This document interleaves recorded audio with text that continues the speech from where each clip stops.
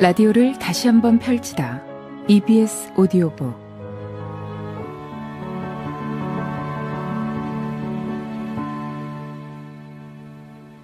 뉴질랜드의 동전이나 우표에서 쉽게 볼 수 있는 뉴질랜드의 국조 키위새는 날개는 있지만 날지 못하는 새로 잘 알려져 있습니다. 그런데 키위새는 왜 날지 못하는 것일까요? 키위새가 서식하는 뉴질랜드에는 땅에도 먹을 것이 풍부하고 또 그들의 천적이라고 불릴 만한 맹수가 없기 때문이라고 합니다. 굳이 날 필요가 없어 날개를 쓰지 않으니까 자연히 날개가 퇴화돼서 제 기능을 못하게 돼버린 거죠. 우리의 삶도 이와 마찬가지가 아닐까 싶습니다. 주변의 모든 것이 풍족하고 아무 문제가 없다면 점점 안일과 나태에 빠지게 되고요. 키위새처럼 굳이 날 필요가 없으니 나는 시도조차 하지 않으려 하는 거겠죠. 이렇게 본다면 우리에게 닥친 위기나 어려움은 우리의 퇴화를 막는 하나의 수단일지도 모릅니다. 우리를 힘들게 하는 것들은 우리의 꿈의 날개가 퇴화되지 않도록 해주는 고마운 천적일지도 모른다는 생각이 듭니다. 일주일간의 책을 모아 다시 들려드리는 EBS 오디오북 지금 시작합니다.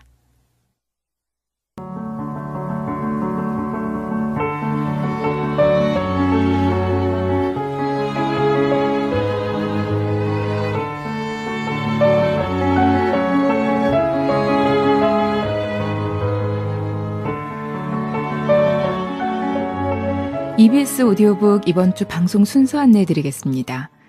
지금부터 오후 3시까지 고전 읽기 J.D. 셀린저의 호밀밭의 파수꾼, 3시부터 5시까지 2시간 동안은 화제의 베스트셀러 정유정의 28, 5시부터 6시까지는 EBS 북카페 강풀의 그대를 사랑합니다.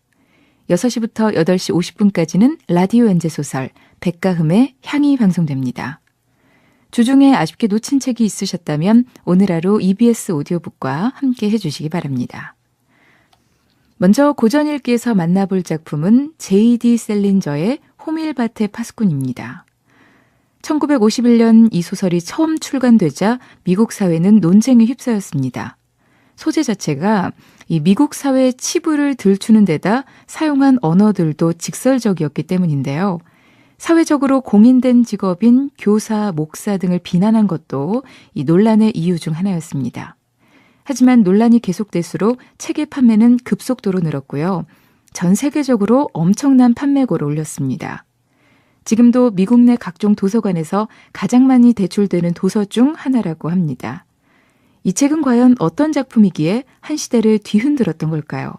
홀든 콜필드라는 16살의 소년이 학교에서 퇴학을 당한 후 집으로 돌아가기까지의 2박 3일간의 이야기를 사실적으로 묘사한 소설 J.D. 셀린저의 호밀밭의 파수꾼, 이번 주 낭독 발췌의 부분 들어보겠습니다.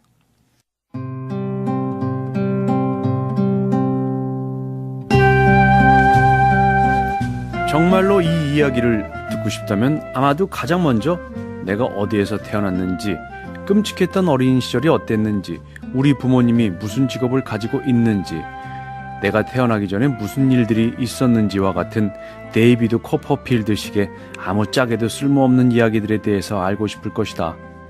하지만 사실 난 그런 이야기들을 하고 싶지가 않다. 우선 그런 일들을 이야기하자니 내가 너무 지겹기 때문이고, 그렇게 시시콜콜 이야기했다가는 부모님이 뇌출혈이라도 일으킬 것 같기 때문이다. 부모님은 그런 일들에 대해서 굉장히 신경이 예민하셨다. 특히 아버지는. 두 분 모두 좋으신 분들이지만 이런 이야기는 하고 싶지 않았다. 끔찍할 정도로 과민한 분들이니까.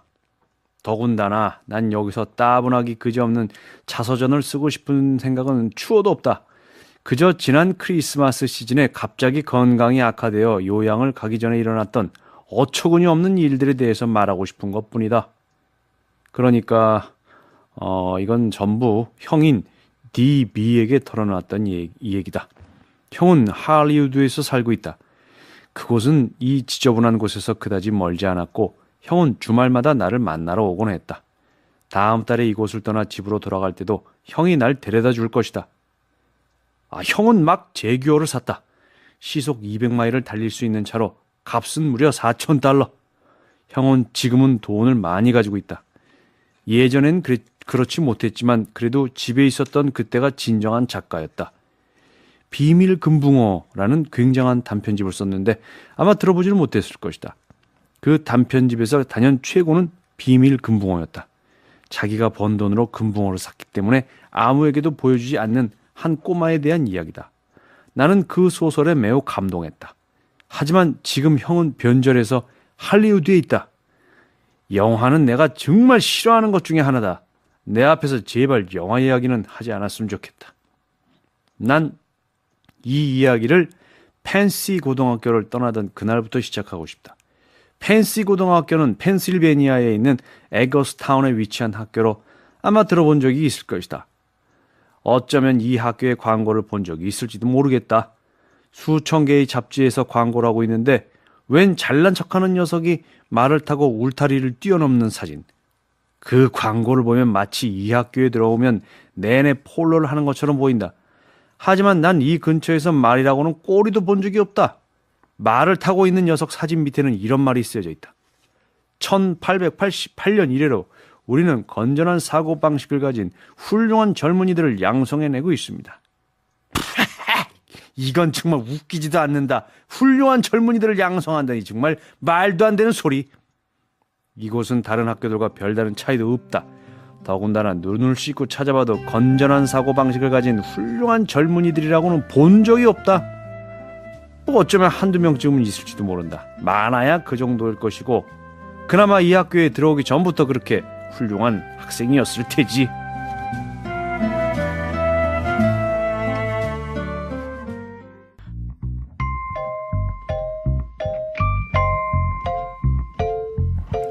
선생은 내 답안지를 읽다가 말고 내려놓았다.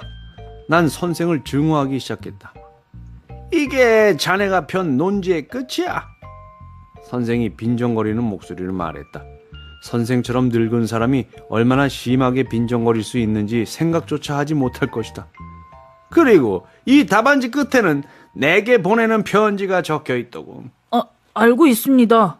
선생이 큰 소리로 그 내용을 읽지 못하게 하려고 나는 재빨리 대답했다. 하지만 그 무엇으로도 선생을 멈출 수는 없었다. 선생은 마치 폭죽처럼 뜨겁게 달아올라 있었으니까. 존경하는 스펜서 선생님. 선생은 큰 소리로 읽었다. 이집트인들에 대해서 제가 알고 있는 건 이게 전부입니다. 선생님의 강의가 굉장히 재미있었음에도 불구하고 저는 이집트인들에 대해서 더 이상의 관심을 가질 수가 없었습니다.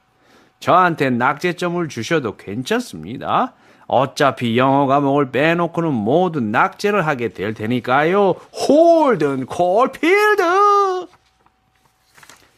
선생은 답안지를 내리고는 나를 쳐다봤다. 마치 탁구 경기나 그와 비슷한 것에서 나를 참패시킨 것 같은 표정이었다. 그런 허튼 소리를 큰 소리로 읽은 선생을 도저히 용서할 수 없었다. 만약 선생이 그런 글을 썼다고 할지라도 나 같으면 큰 소리로 읽지는 않았을 것이기 때문이다. 절대로 그러지 않았을 것이다. 사실 내가 그 글을 쓴 이유는 날 낙제시키는 데 대해 선생이 가책을 느끼지 말라는 나름대로의 배려였다. 낙제시킨 데 대해서 불만이라도 있나 자네? 선생이 물었다. 아닙니다, 선생님. 불만이라뇨. 절대 그렇지 않습니다. 제발 선생이 내게 계속해서 자네라고 부르지만 않았으면 좋겠다는 생각이 들었다. 선생은 그놈의 답안지를 침대 위에 던지려고 했다.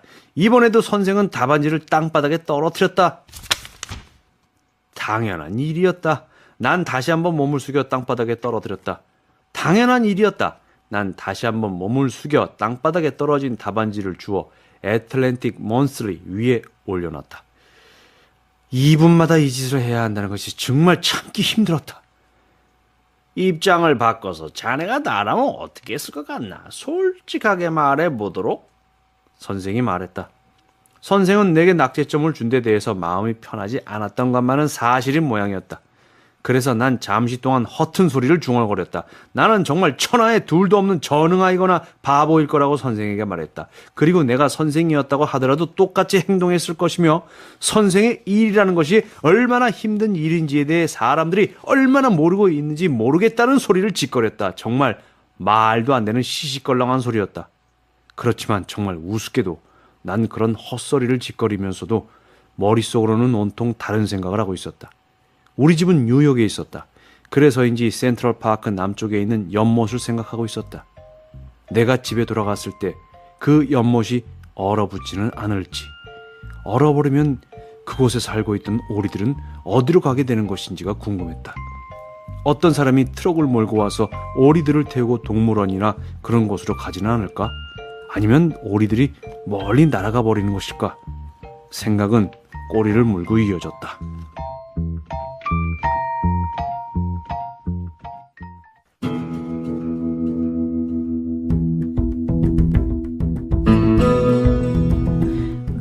그에게 내 안부 전했어?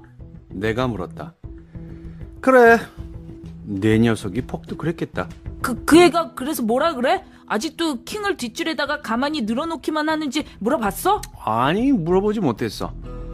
넌 우리가 밤새 뭘 했을 거라고 생각하는 거냐? 체스 같은 거나 생각했을 것 같아? 난 그 말에 대꾸하지 않았다. 정말 그가 미웠다. 그 뉴욕에 가지 않았다면서 그 애랑 어디 갔었어? 잠깐 있다가 내가 다시 물었다.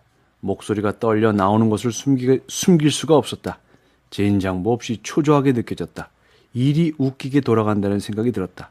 스트라드라이터는 발톱을 다 잘랐다. 그러고는 팬티 차림으로 침대에서 일어나더니 내 쪽으로 다가와 장난을 치기 시작했다. 내 침대 위로 몸을 숙이고는 내 어깨를 장난삼아 때리기 시작했다. 아, 그만둬! 뉴욕에 가지 않았다면 어디 갔다 왔냐니까. 아무데도 안 갔지. 그냥 차 속에 계속 있었어. 그 녀석은 바보 같은 장난을 그만두지 않았다. 하지 말라니까. 차는 누구 차였는데? 에드 벤키. 에드 벤키는 펜시의 농구부 코치였다. 스트라드레이터는 팀에서 센터를 맡고 있었기 때문에 코치의 총애를 받고 있었다. 그래서 이 녀석이 필요하다고만 하면 언제든지 자기 차를 빌려주곤 했다. 학생이 교직원의 차를 빌려 쓰는 일은 있을 수 없는 일이었지만 운동부의 인간들은 단합이 잘 돼 있었다. 내가 그동안 다녔던 학교들을 봐도 운동부 녀석들은 똘똘 뭉쳐 있었다. 스트라드레이터는 여전히 내 몸에 그늘을 들이운 채로 내 어깨를 두드리고 있었다. 손에 들고 있던 칫솔을 입에 물고서도 그 짓을 멈추지 않았다. 그래, 뭘 했어? 에드벤키의 차 안에서 그 애한테 무슨 짓 했냐고. 내 목소리는 엄청나게 떨리고 있었다. 말하는 거 봐라. 네 놈의 주둥아리를 비누로 씻어주랴? 그런 거야? 그건 기밀사항이야. 넌 알 필요 없어. 그 다음은 너무도 화가 났다는 것 외에는 아무것도 기억나지가 않는다. 생각나는 거라고는 화장실 가는 척하면서 침대에서 일어난 다음 있는 힘을 다해서 칫솔을 물고 있던 그놈의 입을 후려치려고 했던 것 같다. 그렇지만 내 주먹은 빗나가고 말았다. 정통으로 먹이지 못한 것이다. 그저 그놈의 머리 쪽 어딘가에 부딪힌 정도였던 것 같다. 어쩌면 약간 아팠을지도 모르겠지만 내가 원했던 정도는 아니었다. 제대로 한 대 먹일 수도 있었을 텐데 하필 오른손이었다. 난 오른손 주먹을 제대로 쓰지 못한다. 이미 이야기했듯이 예전에 입었던 상처 때문에 말이다. 어쨌든 그 다음으로 내가 알고 있는 것은 난 바닥에 누워 있었고 그 녀석이 얼굴을 시뻘겋게 붉힌 채 내 가슴 위에 앉아 있었다는 것이다. 그 자식의 무릎이 내 가슴을 내리누르고 있었다. 그의 몸무게가 1톤은 나가는 것처럼 느껴졌다. 그가 내 손목을 꼭 붙잡고 있어서 그놈을 한 대도 때릴 수가 없었다. 그렇지만 않았다면 그 자식을 죽여버렸을지도 모른다. 대체 뭐 하는 짓이야? 그는 이 말만 중얼거리고 있었다. 놈의 멍청한 얼굴은 점점 더 뜨겁게 달아오르고 있었다. 내 더러운 무릎이나 내 가슴에서 치워! 난 고함이라도 지르는 듯이 그에게 말했다. 정말 크게 소리 질렀다. 어서 비키지 못해, 이 지저분한 자식아! 그렇지만 그 녀석은 내 말을 듣지 않았다. 계속 내 손목을 붙잡고 있었고 난 계속 욕설을 퍼부어댔다. 시간이 그동안 10시간은 흐른 듯 했다. 그에게 무슨 말을 해야 됐는지 뚜렷하게는 기억이 나지 않는다. 하고 싶으면 어떤 여자하고라도 그럴 수 있는 놈이 내 놈이다. 그 애가 킹을 뒷줄에 늘어놓기만 하는 걸 신경조차 쓰지 않는 이유는 내 놈이 멍청하기 짝이 없는 천하에 둘도 없는 바보이기 때문이라는 말도 했던 것 같다. 그는 자신을 바보라고 부르는 것을 무척 싫어했다. 무릇 바보들은 자신이 바보라고 불리는 것을 좋아하지 않는 법이다.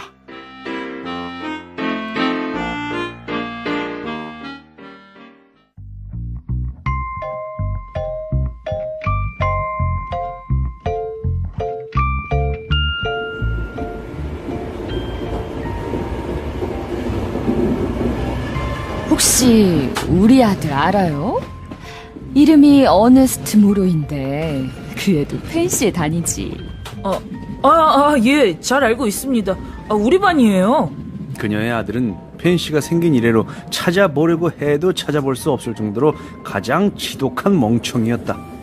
언제나 샤워를 한 후에 축축해진 수건으로 복도를 지나다니는 사람들의 엉덩이를 후려치곤 하는 녀석이었다. 정말 그런 놈이었다. 어머, 그래? 그 여자가 말했다. 하지만 지겹지는 않았다. 그녀의 목소리는 사근사근했다. 어네스트에게 우리가 만났다고 꼭 이야기해야겠네요. 네, 부인. 어네스트에게 우리가 만났다고 꼭 이야기해야겠네. 이름이 뭐지? 루돌프 슈미트입니다.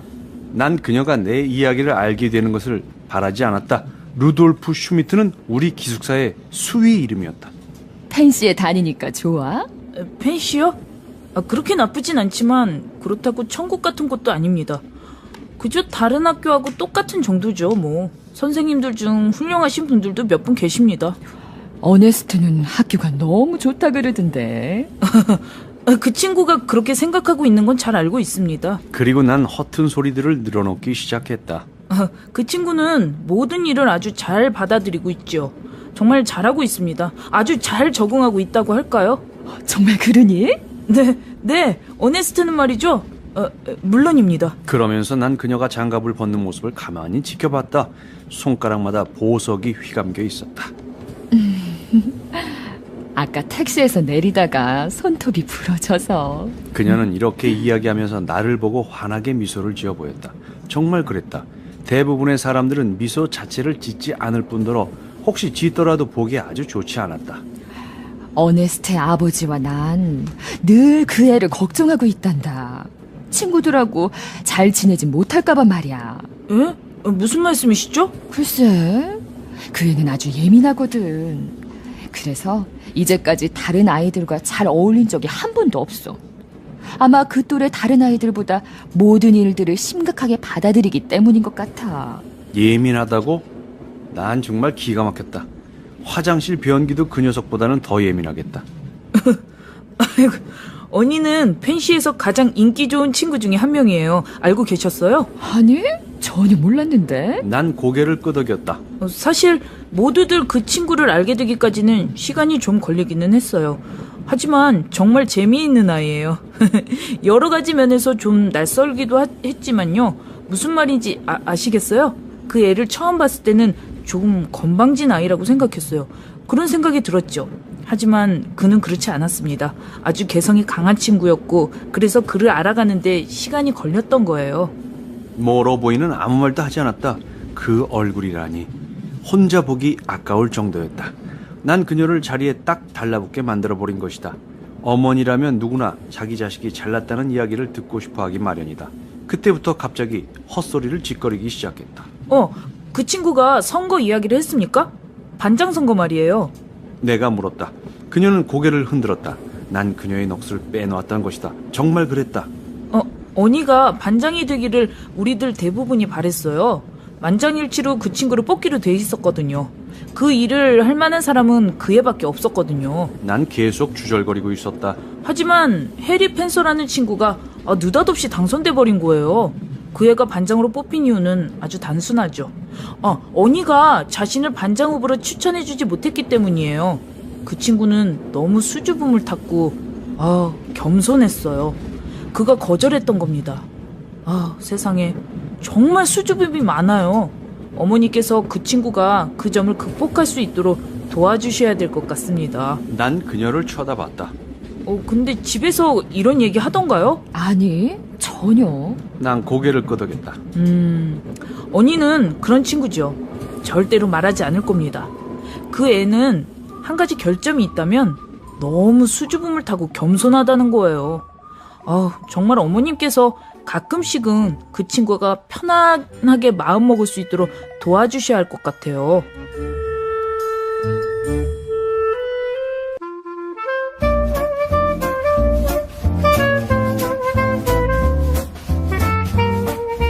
우린 그저 춤만 추었다. 이 멍청한 여자는 정말 춤솜씨만큼은 일품이었다. 버디 싱어와 그 밴드가 그저 그런 일들이라는 곡을 연주하기 시작했다. 심지어 그들조차도 이 노래를 완전히 망치지는 않았다. 정말 굉장한 노래였다. 난 춤을 추는 동안 어떤 기교도 부리지 않으려고 애를 썼다. 춤을 추면서 야단스럽게 기교를 부리는 사람들이 정말 싫었기 때문이다. 다만 그녀를 좀 많이 돌리기는 했다. 그래도 그녀는 내게 잘 맞춰줬다. 좀 이상한 일은 그녀도 나와의 춤을 즐기고 있는 거라는 생각이 든 거였다.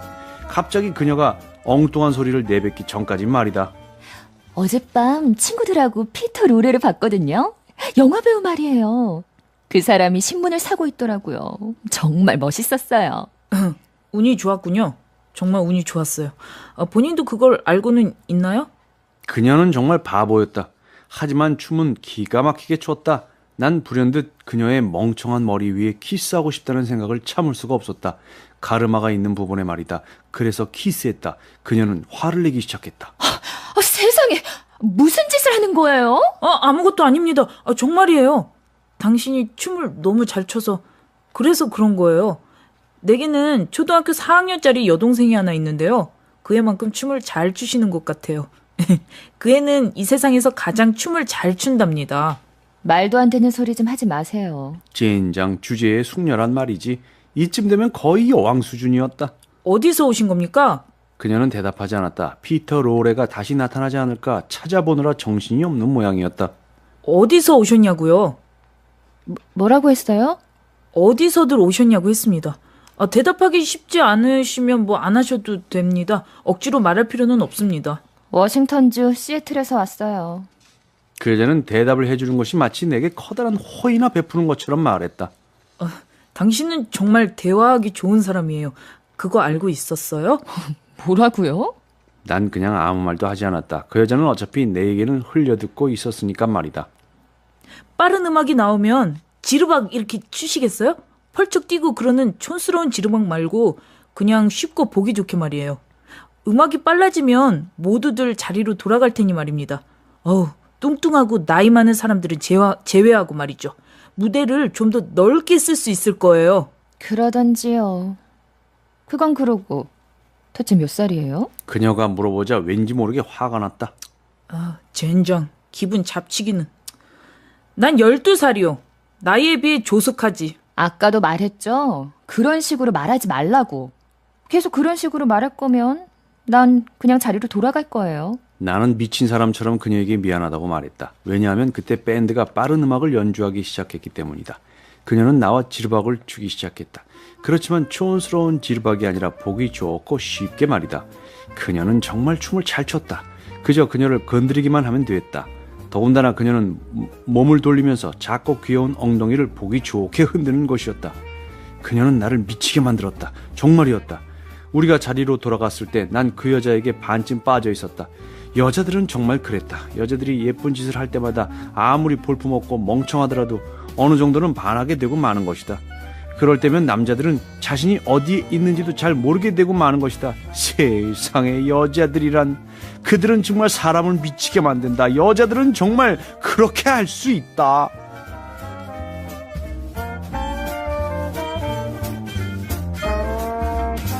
손님, 10달러를 주셔야죠. 아까 그렇게 말했잖아요. 잠깐이면 10달러, 정오까지면 15달러라고 말입니다. 분명 그렇게 말했어요. 그렇게 말하지 않았어요. 잠깐에 5달러고 정오까지면 15달러라고 했잖아요. 분명히 그렇게 들었습니다. 야, 문이나 열어보지. 왜 이러는 거예요? 심장이 방 밖으로 튀쳐나갈 정도로 두근거리기 시작했다. 최소한 옷이라도 입고 있었으면 좋았을 것을. 이런 일이 일어나고 있는데 파자마를 입고 있다는 사실이 너무도 끔찍했다. 좀 들어갑시다.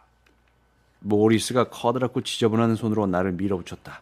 그 바람에 뒤로 넘어질 뻔했다. 몸집도 무식하게 좋은 놈이었다. 다음 순간 써니와 그놈은 이미 내 방에 들어와 있었다. 마치 자기들 방이라도 되는 듯이 마음대로 행동하고 있었다. 써니는 창틀에 앉았고 모리스 자식은 의자에 앉아 목에 칼날을 느슨하게 잡아당기고 있었다. 그는 그때까지도 엘리베이터 보이의 제복을 입고 있었던 것이다. 나는 불안했다. 좋아, 이제 그만 내놓으시지. 일하러 다시 가봐야 하는 몸이니까. 10번도 넘게 말했잖아요. 난 1센트도 더 줄 수 없어요. 저 여자한테 이미 5달러를. 같은 소리 그만 집어치우는 게 좋을걸. 돈이나 내놔. 왜 내가 저 여자한테 5달러를 더 줘야 하는 거지? 날 속일까요? 모리스는 입고 있던 제복 윗도리에 단추를 풀었다. 그 속으로 셔츠도 입지 않은 채 셔츠 칼라만 목에 달고 있었다. 그러고는 털이 잔뜩 난 뚱뚱하게 튀어나온 배를 앞으로 쑥 내밀었다. 아무도 속인 사람 없어. 그러니까 돈이나 내놓으란 말이야, 이 친구야. 싫어! 내가 이렇게 대답하자 그 자식은 자리에서 일어나 내 앞으로 다가오기 시작했다. 정말 많이 지친 데다가 지루하게 짝이 없다는 듯한 얼굴 표정이었다. 나는 정말 두려웠다. 내 기억으로는 그때 나는 팔짱을 끼고 있었다. 잠옷만 입고 있지 않았어도 이렇게 안 좋은 상황은 아니었을 것 같았다. 그는 내 앞에 우뚝 서며 말했다. 어서 내놓으라니까. 돈 내놔. 그 자식은 정말 바보 같았다. 싫다고 그랬어. 쓴맛을 좀 봐야 되겠군 그래. 이러고 싶진 않았지만 달리 방법이 없어서 말이야. 어서 빚진 5달러나 내놔. 당신한테 빚진 돈 없어. 나한테 조금이라도 무슨 짓을 했다가는 큰 소리 지를 거야. 이 호텔 안에 있는 손님들 전부 깨워놓을 거라고. 경찰이고 뭐고 다 말이야. 마음대로 해보시. 목청이 터지라고 소리 한번 질러봐. 그래. 어? 내 녀석 부모한테 장녀하고 같이 이런 곳에서 밤을 지냈다고 알리고 싶단 말이지. 너같이 잘 사는 집 아들 녀석이 말이야. 그는 조잡하긴 했지만 상당히 날카로운 구석이 있었다. 정말 그랬다. 그건 내가 걱정할 문제야. 처음에 10달러라고 말했으면 그건 문제가 달라. 하지만 분명히. 정말 내놓지 못해? 그 녀석은 나를 문까지 밀어붙였다. 지저분하기 짝이 없는 털이 잔뜩 난 백가죽 같은 것이 바짝 내리누르고 있었다. 날 내버려둬. 어서 이 방에서 나가지 못해? 난 여전히 팔짱을 낀 채로 이렇게 말했다. 난 정말 멍청했다. 그러자 써니가 처음으로 말을 했다. 이봐, 모리스. 이 녀석 지갑을 가지고 올까? 저기 뭐라고 그러는 건데. 어쨌든 그 위에 있었어. 그렇게 해. 내 지갑에 손대지 마. 이미 손댔는걸? 써니가 5달러를 내 눈앞에서 흔들어 보이면서 말했다. 잘 봐. 당신이 내게 빚졌던 5달러야. 난 사기꾼이 아니니까.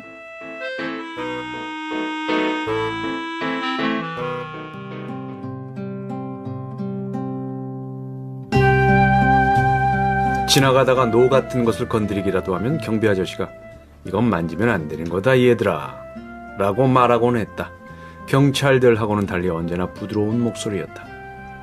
그 다음에는 커다란 유리로 된 진열장 앞을 지나가게 되는데 그 안을 보면 인디언 남자는 막대기를 문질러 불을 피우고 있었고 인디언 여자는 담요를 짜고 있었다. 담요를 짜고 있는 인디언 여자는 몸을 약간 앞으로 숙이고 있었기 때문에 젖가슴이 들여다 보였다. 우리들은 모두 그걸 훔쳐보며 지나갔다. 여자 아이들조차도 그랬다. 모두 어린아이였기 때문에 여자아이들이라고 해도 우리하고 가슴이 똑같았기 때문이다. 강당에 들어서기 바로 전인 문 옆에는 에스키모가 있었다. 그 사람은 얼어붙은 호수에 구멍을 뚫고는 거기서 낚시를 하고 있었다. 낚은 물고기 2마리는 얼음구멍 옆에 놓여 있었다. 그 박물관에는 유리 진열장들이 정말 많이 있었다. 2층으로 올라가면 더 많이 있었다. 사슴이 물을 마시고 있는 것도 있었고 겨울을 나려고 남쪽으로 날아가고 있는 새들을 보면 가까이에 있는 새들은 전부 박제로 철사에 고정되어 있었다. 뒤편에 있는 새들은 전부 그림이었다. 그렇지만 정말 남쪽으로 날아가고 있는 것 같은 모습이었다. 고개를 뒤로 젖히고 밑에서 위로 쳐다보면 새들이 정말 빠른 속도로 날아가고 있는 것처럼 보이기도 했다. 그렇지만 이 박물관에서 가장 좋은 건 아무것도 움직이지 않고 가만히 제자리에 있다는 것이다. 누구도 자기 자리에서 꼼짝도 하지 않는다. 이를테면 10만 번을 보더라도 에스키모는 여전히 물고기 2마리를 낚은 채 계속 낚시를 하고 있을 것이고 새는 여전히 남쪽으로 날아가고 있을 것이다. 사슴은 여전히 멋진 뿔과 날씬한 다리를 보여주며 물을 마시고 있을 것이고 젖가슴이 드러난 인디언 여자는 계속 담요를 짜고 있을 것이다. 변하는 건 아무것도 없다. 유일하게 달라지는 게 있다면 우리들일 것이다. 나이를 더 먹는다거나 그래서는 아니다. 정확하게 그건 아니다. 그저 우리는 늘 변해간다. 이번에는 코트를 입고 왔다든지, 지난번에 왔을 때 짝꿍이었던 아이가 홍역에 걸려 다른 여자아이와 짝이 되어 있다든지 하는 것처럼, 아니면 에이글팅거 선생님 대신 다른 선생님이 아이들을 인솔하고 있다든지, 엄마하고 아빠가 욕실에서 심하게 싸우는 소리를 들은 다음이라든지, 아니면 길가에 웅덩이에 떠있는 기름 무지개를 보고 왔다든지 하는 것처럼 말이다. 이렇게 늘 뭔가가 달라지고 있다는 것이다. 정확하게 설명할 수는 없지만 그렇게 할 수 있다고 하더라도 내가 설명하고 싶을지는 확실하지 않다. 난 걸어가면서 주머니에서 빨간 사냥 모자를 꺼냈었다. 아는 사람을 만날 리도 없을 뿐더러 날씨도 눅눅했기 때문이다. 계속 걸어가면서 피비가 옛날에 내가 그랬던 것처럼 토요일마다 박물관에 가고 있다는 사실을 생각했다. 예전에 내가 보았던 것들을 그 애는 어떻게 느끼고 있을지, 그리고 매번 그걸 볼 때마다 동생이 어떻게 달라지고 있을지, 이런 생각들이 나를 우울하게 만들지는 않았지만 그렇다고 기분이 좋아지는 것도 아니었다. 어떤 것들은 계속 그 자리에 두어야만 한다. 저렇게 유리 진열장 속에 가만히 넣어두어야만 한다. 불가능한 일이라는 걸 잘 알고 있지만 그것이 불가능하다는 사실이 너무나도 안타깝다. 난 계속 이런 생각을 하면서 걷고 있었다.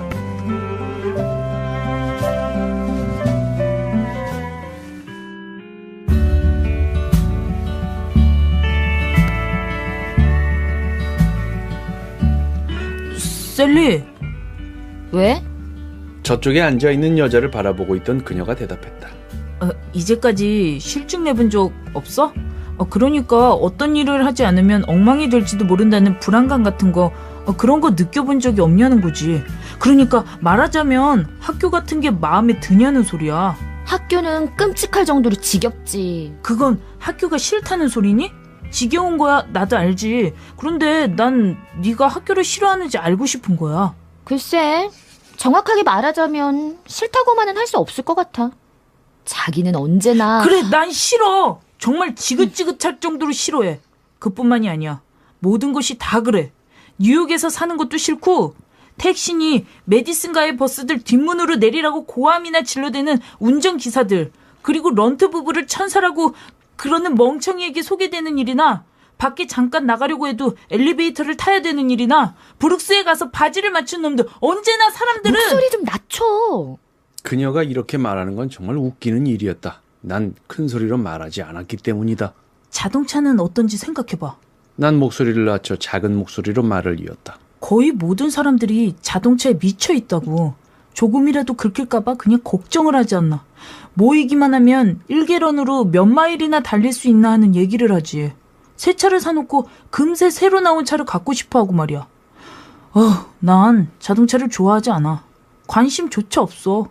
자동차보다는 차라리 말을 갖고 싶어. 말은 적어도 인간적이잖아. 게다가 말은 지금 무슨 얘기를 하는 거야? 두서없이. 무슨 말인지 모르겠어? 내가 지금 뉴욕에 있는 이유는 오직 너 때문이야. 네가 없었다면 아마 어딘가 멀리 가 있었을 거라고. 숲속 같은 곳, 그런 곳 말이지. 내가 이곳에 있는 이유는 오직 네가 여기 있기 때문이야. 듣기는 좋다. 하지만 그 애의 목소리에서 화제를 바꾸고 싶어 한다는 것을 알 수 있었다. 언제 한번 남학교에 가봐. 시험 삼아서 말이야. 온통 엉터리 같은 녀석들 뿐이야. 그 자식들은 공부하는 이유는 오직 나중에 캐딜락을 살 수 있을 정도의 위치에 오르기 위해서야. 축구팀이 경기에서 지면 온갖 욕설이나 해대고 온종일 술이나 여자 얘기만 짓거려대. 완전 더럽기 짝이 없는 온갖 파벌을 만들어. 그놈들끼리 뭉쳐다니지 않나. 농구팀은 지들끼리 몰려다니고, 카톨릭 신자들은 지들끼리 뭉치지. 그리고 똑똑하다는 것들, 그것들도 자기들끼리 몰려다니고, 부릿지 않은 놈들은 또 지들끼리 모이거든. 그러니까 네가 영리하다면 가만. 이제 내 말 좀 들어봐. 학교에서 그런 것 말고도 많은 걸 얻어가는 학생들도 많아. 물론이야. 그런 학생들도 있지. 극히 일부지만 말이야. 그렇지만 내가 얻은 건 이것뿐이야. 그게 내가 말하고 싶은 거야. 난 어디서도 아무것도 못 얻어. 정말 형편없지. 난 진짜 엉망진창이야.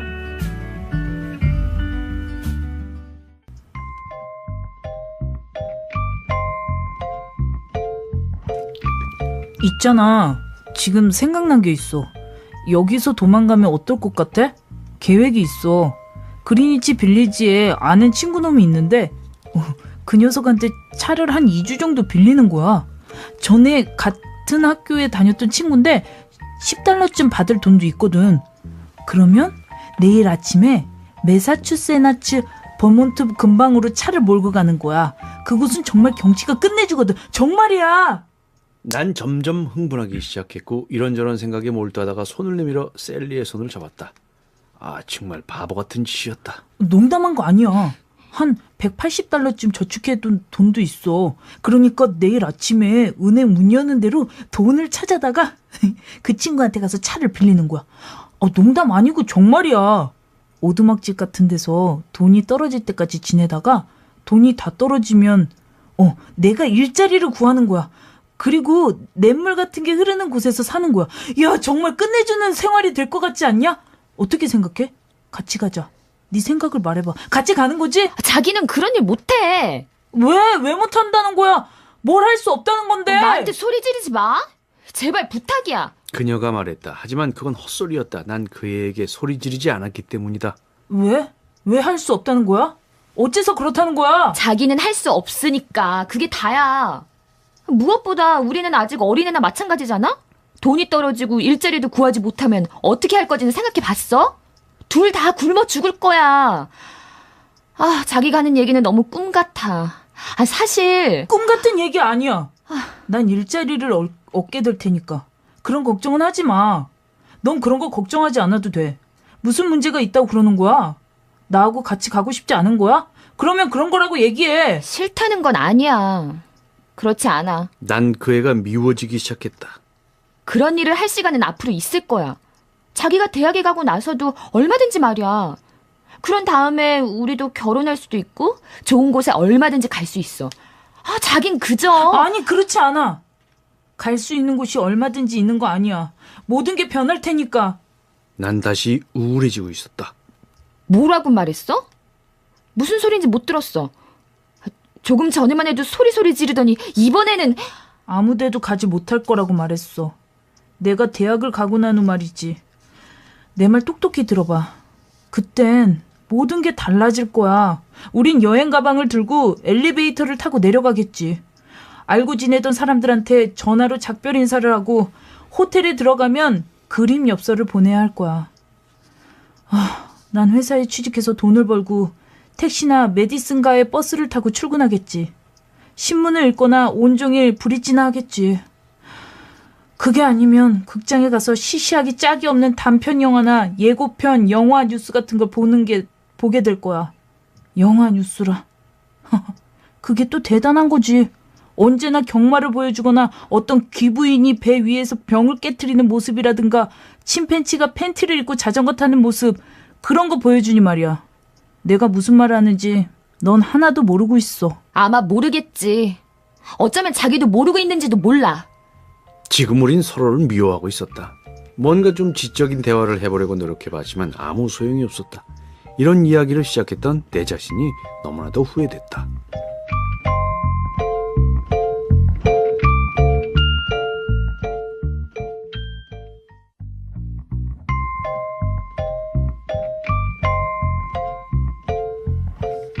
그런데 오빠, 왜 수요일에 안 온 거야? 뭐라고? 세상에, 1분이라도 이 애 앞에서는 방심해서는 안 된다. 그 애를 똑똑하다고 생각하지 않는 사람이 있다면 틀림없이 미친 사람일 것이다. 아니, 수요일에 왜 오지 않고 오늘 온 거냐고. 혹시 또 퇴학 같은 거 당한 건 아니겠지? 아까 말했잖아. 방학이 일찍 시작했다고 말이야. 학교에서. 퇴학 당한 거지. 그런 거야? 비비가 주먹을 쥐고는 내 다리를 쥐어 박았다. 그 애는 때리고 싶으면 언제라도 주먹질을 하곤 한다. 맞구나. 어떡해 오빠. 그러고는 입을 손으로 막았다. 비비는 곧잘 흥분하곤 한다. 정말 그렇다. 퇴학은 누가 당했다고 그래? 아무도 내가. 틀림없어. 퇴학 당한 거야. 비비는 계속 이 말만 되풀이하면서 다시 날 때렸다. 그게 아프지 않을 거라고 생각한다면 그 사람은 정말 미친 사람일 것이다. 이번에는 아빠가 오빠를 죽이고 말 거야. 피비는 이렇게 말하면서 침대 위에 엎드렸다. 그러고는 머리 위로 베개를 끌어올렸다. 자주 하는 짓이다. 그 애는 가끔씩 정말 미쳐버린다. 아, 그만해. 아무도 날 죽이지 않을 거야. 심지어, 피비! 그런 생각은 잊어버려. 날 죽이려는 사람은 없을 거야. 그렇게 말했는데도 그 애는 계속 그러고 있었다. 피비는 자기가 하고 싶지 않은 일은 절대로 하지 않았다. 계속 아빠가 오빠를 죽일 거야 라는 말만 되풀이하고 있었다. 머리 위를 베개로 누르고 있는 그 애를 이해할 수가 없었다. 아무도 날 죽이지 않아. 생각을 좀 해봐. 무엇보다도 난 여기 있지 않을 거니까. 어떻게 할 거냐면 말이지. 당분간은 농장 같은 데서 일을 하려고 해. 그리고 친구 할아버지 중에 콜라라도라에서 농장을 하신다니까 거기 가면 일자리를 구할 수 있을 거야. 그곳에 가더라도 너한테 계속 연락할게. 그러니까 베개에서 머리에서 베개 치워. 어서. 난 베개를 끌어내리려고 해보았지만 그 애는 호락호락하지 않았다. 이 아이와 싸우게 되면 상대방만 지쳐버리게 된다.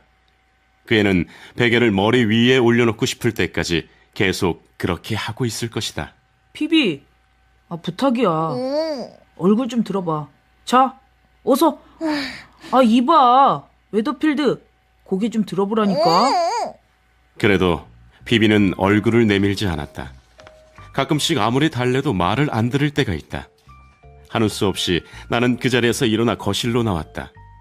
그러고는 테이블 위에 놓인 담배 상자에서 담배 몇 개배를 꺼내 주머니 속에 넣었다.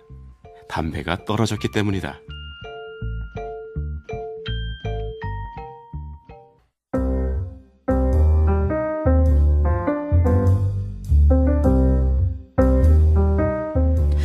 그건 그렇다고 하더라도 난 지금도 좋아. 지금 이 시간 같은 거 말이야. 너하고 여기서 얘기도 하고.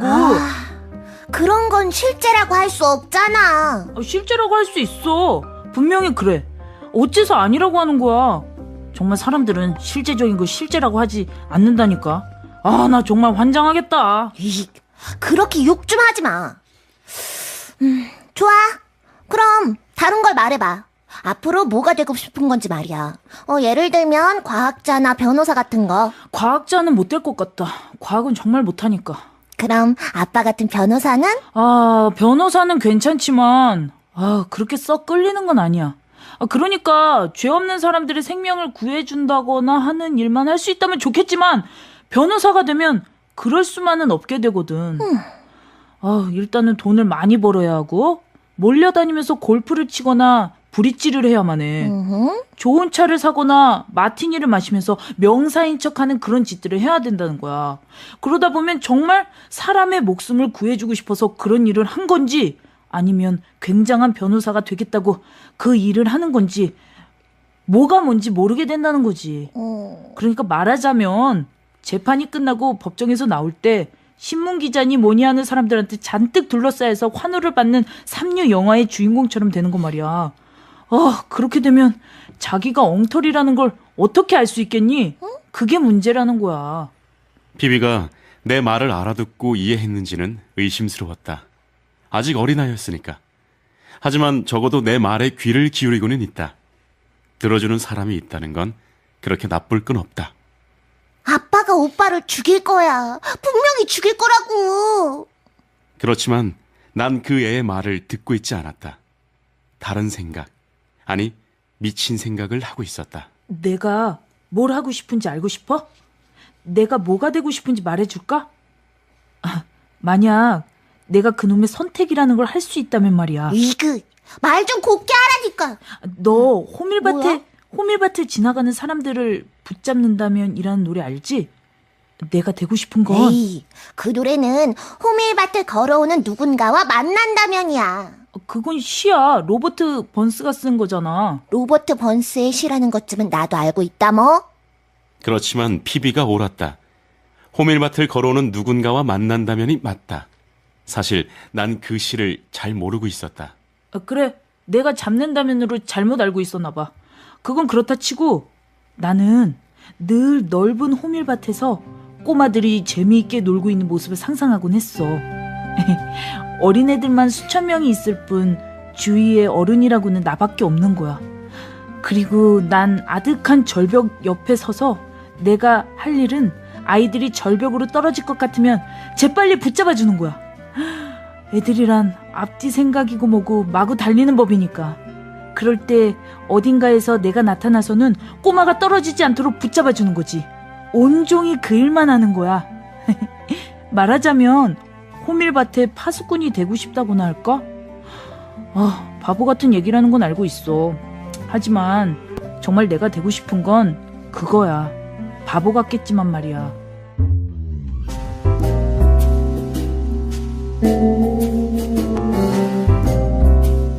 갑자기 난 눈을 떴다. 몇 시인지는 알 수 없었지만 어쨌든 잠에서 깨버리고 말았다. 뭔가 머리에 닿은 것 같은 느낌이 들었다. 사람 손 같기도 했다. 그 순간 난 정말 기절할 듯이 놀랐다. 그런데 내 머리를 만지고 있었던 것은 다름 아닌 앤톨리니 선생의 손이었다. 선생은 어둠 속에서 긴 의자 옆에서 바닥에 앉은 채로 내 머리를 만지작거리고 있었던 것이다. 난 정말 천피 튀는 펄쩍 뛰어오를 뻔했다. 뭐 하시는 거예요? 별일 아니야. 그냥 여기 앉아서 감탄하고 있었지. 정말 뭐 하고 계신 거냐니까요? 이런 걸 뭐라고 말해야 할지 모르겠다. 정말 당황했으니까 말이다. 목소리를 좀 낮추는 게 어떻겠니? 난 그냥 그저 여기 앉아서 응? 어쨌든 저 그만 가봐야겠어요. 난 긴장하고 있었다. 어둠 속에서 바지를 찾아 입는데 얼마나 긴장했던지 제대로 입을 수가 없었다. 학교 같은 데서부터 난 그놈의 변태놈들을 많이 알고 있었다.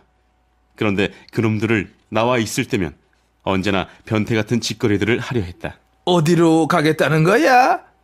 아무렇지도 않다는 듯 차분하게 대하려고 했지만 그렇게 차분하지는 못했다. 정말 그랬다. 저 여기다가 짐을 전부 맡겨놓고 왔어요. 가방을 찾으러 갔다 와야 될 것 같아요. 전부 거기 들어있으니까요. 아침에 갔다 오면 되잖아. 그만 자도록 해. 나도 가서 잘 테니까. 뭐 문제라도 있니? 에? 문제라뇨. 그런 것 없어요. 그냥 돈 같은 거 넣어둔 가방이 하나 있어서 그래요. 저 금세 갔다 올게요. 택시 타고 갔다 오면 돼요. 그러다 어둠 속에서 넘어질 뻔했다. 사실 그 돈이 제 돈이 아니라서 그래요. 어머니 돈이거든요. 그래서 저는 바보같이 굴지 마, 홀든. 다시 누워서 자도록 해. 나도 자러 갈 거야. 아침까지 내버려 둬도 그 돈은 안전할 테니 말이야. 진짜예요. 정말 가봐야 해요. 그래야겠어요. 거의 옷은 다 입은 것 같았다. 단지 타이가 보이지 않았다. 그냥 재킷을 입었다. 선생은 내게서 좀 떨어져 있는 큰 의자에 앉아서 가만히 나를 지켜보고 있었다. 선생은 여전히 술을 마시고 있었다. 손에 믿음직스러운 하이볼 잔을 들고 있는 것이 보였다. 넌 정말 이상한 아이야. 저도 알고 있어요. 난 넥타이를 찾기 위해 주위를 둘러보지도 않았다. 넥타이를 버리고 가기로 결심했다. 안녕히 계세요, 선생님. 정말 감사했습니다. 진심으로 말입니다.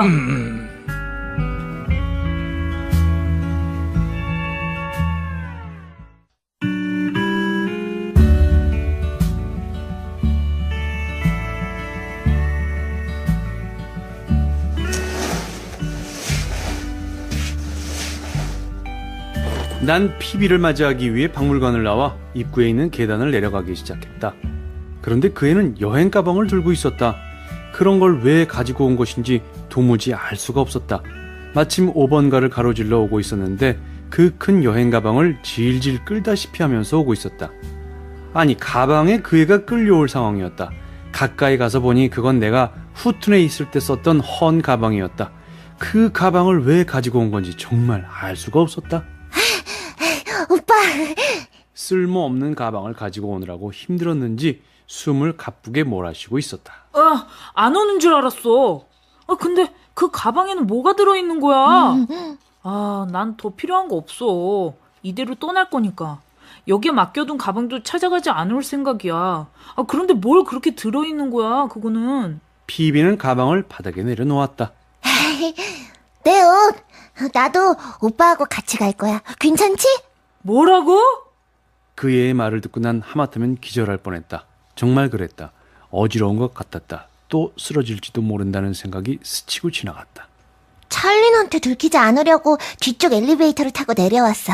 무거운 건 아니야. 그냥 드레스 2벌, 모카신, 속옷하고 양말, 그 외에 잡다한 거. 그런 거 몇 가지밖에 안 들었어. 들어봐. 정말 안 무거워. 아이, 참. 한번 들어보라니까. 나 같이 가도 되는 거지, 오빠? 괜찮은 거지? 안 돼! 입 다물지 못해? 정신이 멍해지는 것 같았다. 피비에게 이런 말을 할 생각은 아니었다. 하지만 정신이 하나도 없었다. 왜 안 되는데? 부탁할게, 오빠. 가만히 있을 테니까 따라가기만 해줘. 옷도 가져가지 말라고 하면 안 가져갈게. 그냥 나는 말이야. 아무것도 가지고 갈 필요 없어.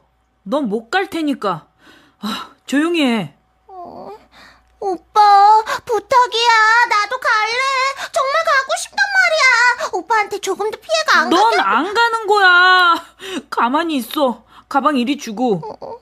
가방을 피비의 손에서 받아들었다. 순간 그 애를 한 대 때릴 뻔했다. 잠시 동안은 진짜 때려버릴까도 생각했었다. 정말 그랬다. 피비가 울기 시작했다.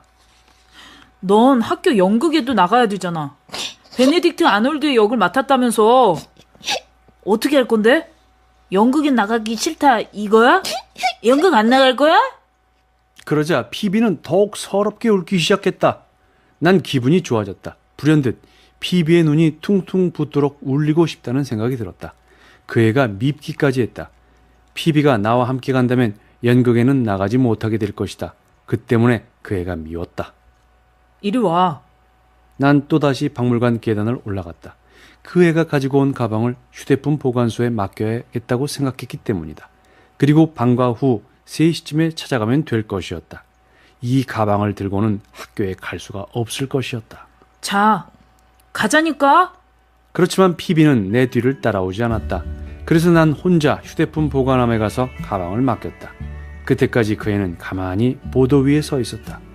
그러다가 내가 다가가자 몸을 옆으로 돌아서 버렸다. 그런 짓도 충분히 할 수 있는 아이였다. 마음만 먹으면 사람에게 등을 돌릴 수 있는 아이였다. 난 아무 데도 안 갈 거야. 마음이 변했어. 그러니까 그만 울어. 정말 우습게도 내가 이 말을 하자 피비는 울음을 뚝 그쳤다. 학교까지 데려다 줄게. 어서, 늦겠다.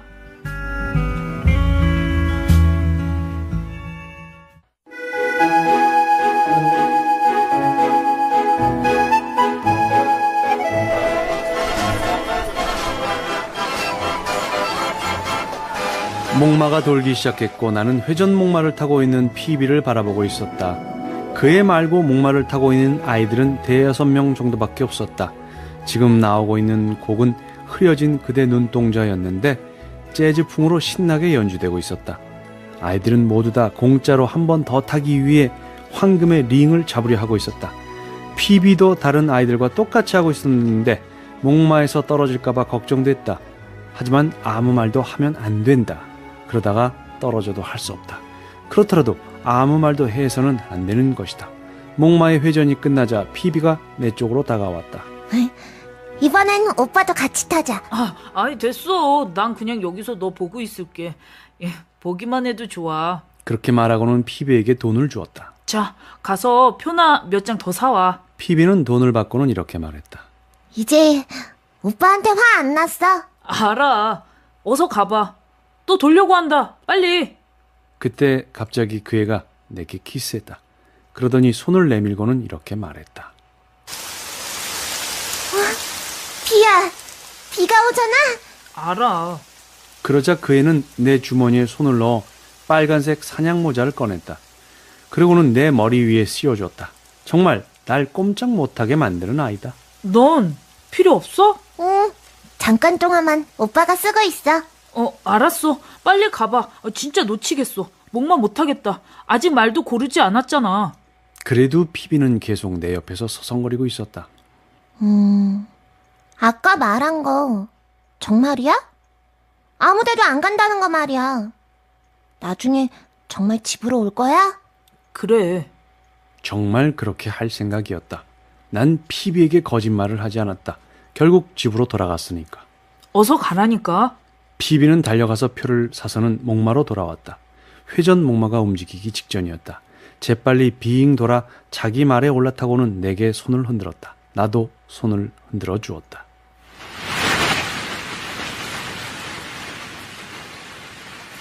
갑자기 비가 엄청나게 퍼붓기 시작했다. 누가 하늘에서 물통으로 물을 붓기라도 하는 듯이. 아이들의 부모들은 전부 비를 피하기 위해 회전 목마의 지붕 밑으로 뛰어들어갔다. 한참 동안 난 그냥 벤치에 가만히 앉아 있었다. 완전히 젖어버리고 말았다. 특히 목 근처와 팬티가 많이 젖었다. 그나마 사냥 모자가 도움이 되긴 했지만 흠뻑 젖는 건 피할 수 없었다. 하지만 상관없었다. 피비가 목마를 타고 돌아가고 있는 걸 보며 불현듯 난 행복함을 느꼈으므로 너무 행복해서 큰 소리를 마구 지르고 싶을 정도였다. 왜 그랬는지 모르겠다. 그냥 피비가 파란 코트를 입고 회전 목마 위에서 빙글빙글 도는 모습이 너무 예뻐 보였다. 정말이다. 누구한테라도 보여주고 싶을 정도로.